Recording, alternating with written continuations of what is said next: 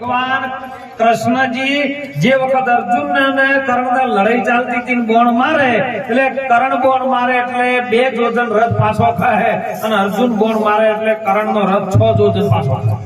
તોય ભગવાન કૃષ્ણજી ધન્ય છે કર્ણ કહેતા અને ઈ વાતનો ખુલાસો નતો કર્યો ની વખત પડ્યો અને જે વખત કર્ણ ને અર્જુન નું બોણ વાજ્યું મેદાનમાં પડ્યો એ વખત સંધ્યા સમય થયેલો. ભગવાન કૃષ્ણજી ને અર્જુન ને મનમાં સંશય તો પ્રભુ આજ તો કર્ણ મરી ગયો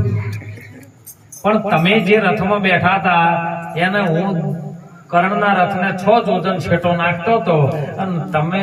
મારા બોણથી એનો રથ 1 યોજન જતો હતો તોય તમે વાહ અર્જુન કર્ણ કરતા હતા તો કર્ણ એવો જેવો હતો તમે એને એમ કહેતા હતા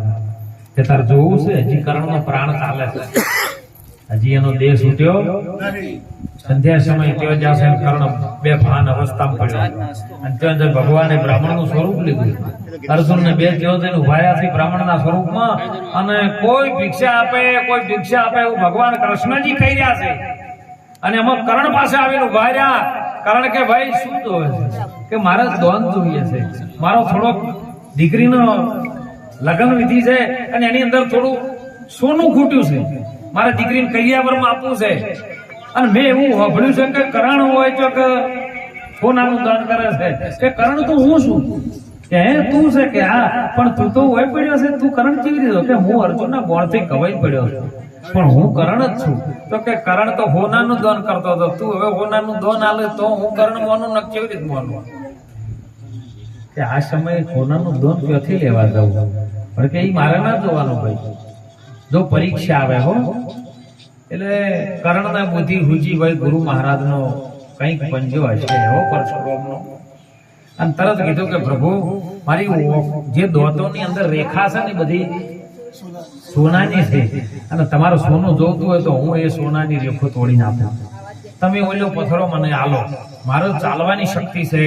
નહીં. એટલે ભગવાન કૃષ્ણજી એ કર્ણને કીધું કે કર્ણ હું પથ્થરો લઈને આલું તું મને આલે એ તો મારી મજૂરી આવી હતી, તારે દાન આલવું હોય તો તારી જાતે આલ. કર્ણ કસેડાતો જો છે પથ્થર લીધો છે મોઢા ઉપર માર્યો છે બધા દોત પાડી નાખ્યા છે, દોતની અંદરથી જે સોનાની રેખો હતી બધી કાઢી અને ભગવાન હોમી ધરી દેલો. ભગવાન કૃષ્ણજી સાધુના વેશમાં ત્યાં કીધું છે કે કર્ણ અમે સાધુના દીકરા અમે આ લોહી વાળું લેતા. ત્યારે કર્ણને યાદ આવ્યું કે મારી માએ જે વખત મારો જન્મ થયો હતો એ વખત મને ગંગામાં પધરાયો તો ગંગાજીને વચન આવ્યું હે માં મન વચન ને કર્મથી જો કદાચ મારાથી કોઈનાથી દગો ન થયો હોય તો હે પ્રભુ હે માં ગંગા આજ તો પ્રગટ થા. અને તેઓ કણ પ્રગટ થઈ હો ગંગા અને એ ધોઈને ભગવાન કૃષ્ણજીને આલ્યા ને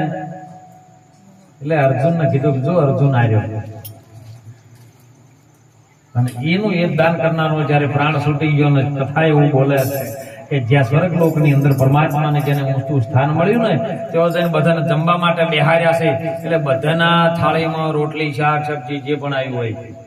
પણ કર્ણની થાળીમાં હોનાની થાળી હોનાનું બધું જમવાનું આવ્યું. એટલે કર્ણ કે મારે જમવાનું આ હોનાનું કેવી રીતે કે જેને જે આવ્યું હોય એ મળે, બીજું મળતું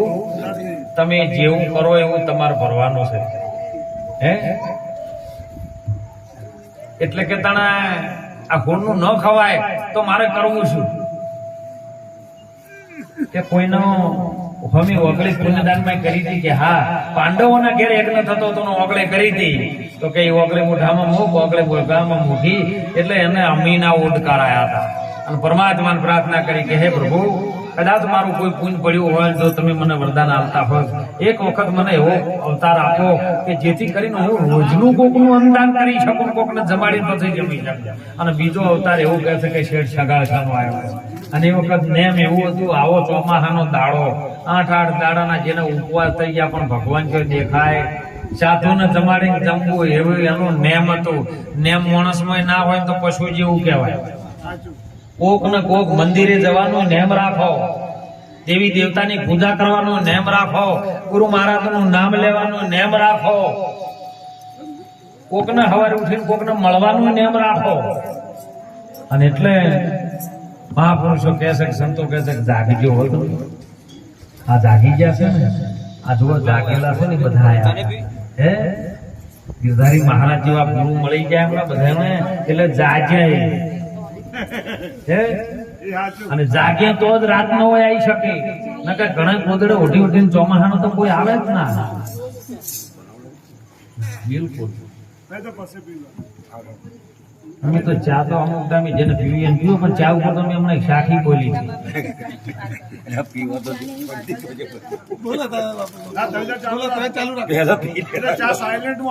કપટી લોકો કોફી પીવી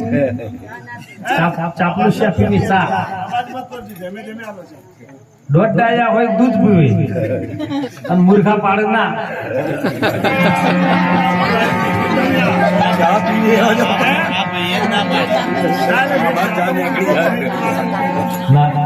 જેને વ્યવસ્થા કરી છે પીવો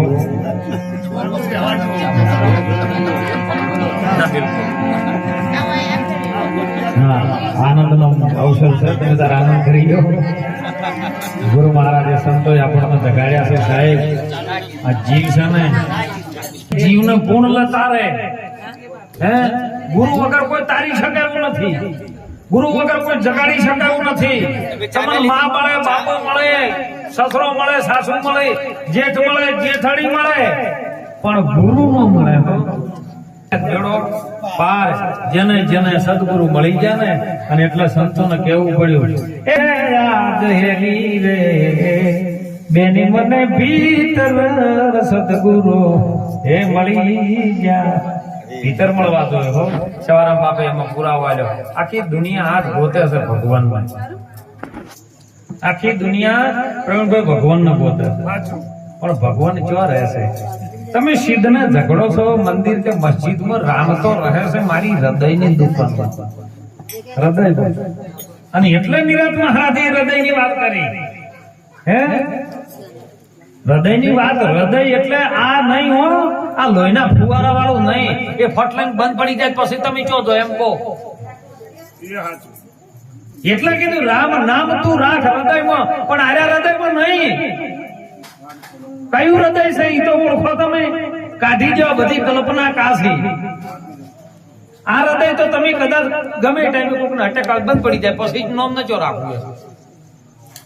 વિચારવા જેવી વાત નહીં હૃદય તમારો જે શ્વાસ ચાલે છે ને એ અંદર નાભી અને ત્યો કણે બીજો શ્વાસ પડ્યો જ છે ઉશ્વાસ ઉપડી જાય છે એ ઉશ્વાસ છે ઓને આવે છે એ શ્વાસ છે અને ઉપાડે છે ઉશ્વાસ ને આ શ્વાસ ને ઉશ્વાસ ની મધ્ય કળાની અંદર જે મૂળમાં પડ્યો છે ને એની અંદર જે ટકરાવ થાય છે એથી ર નીકળે છે અને રના દયમાં દય કરતા ગારો થાય બીજું કોઈ ના થાય શરીરમાં બધો ગારો જ છે કીચડ જ ભરેલું છે એટલે કબીર સાહેબ ને કેવું પડ્યું છે કબીર સાહેબ ને ખૂબ સુંદર પાણી ને મીન પિયાસી મને જગત દેખત આવે હાસી આત્મજ્ઞાન વિના કોઈ ફરક ભટકતા કોઈ મથુરા કે કોઈ કાશી એ પાણી ને મીન પ્યાસી આ 52 હાથના કુવાની અંદર નો તળિયે ગારો પડ્યો છે ને ગારામાંથી દય છે અને દયમાં રાખો ના ર ઉત્પન્ન કરો ને તો કબીરે સાથે બોલ્યો કક્કા કેવલ ભ્રમ है बब्बा बीच शरीर रगा सब में रम रहा है ताका नाम कबीर तो न तो रटे से વાજી માતા આવે ને તો અહીંયાથી આવે તો જ હાસુ બોલે ને ન બોલે અહીંયાથી આવે ને તાણે સાચી બોલે હો અને તો કે તમારા મહિના મમતા એમ થાય કેમ કે નાભીના અંદર મૂળમાંથી આવી એ આદ્ય શક્તિ છે આદ્ય શક્તિ ને આદ્ય પુરુષ બેને મળીને સંસારનું સંચાલન કર્યું છે અને એટલે મહાપુરુષો કહે છે ખૂબ જાગજો આજે લક્ષ્મીબાના અવસરને લઈ અને બધા સાધુ સંતો ભેળા છે ભક્તો ભેળા છે પણ આ દુનિયાની અંદર બધાના તોલે આવે એવું છે પણ જનેતાલ તોલે કોઈ આવે એવું નથી હો તમે નાસ્તો કરી દો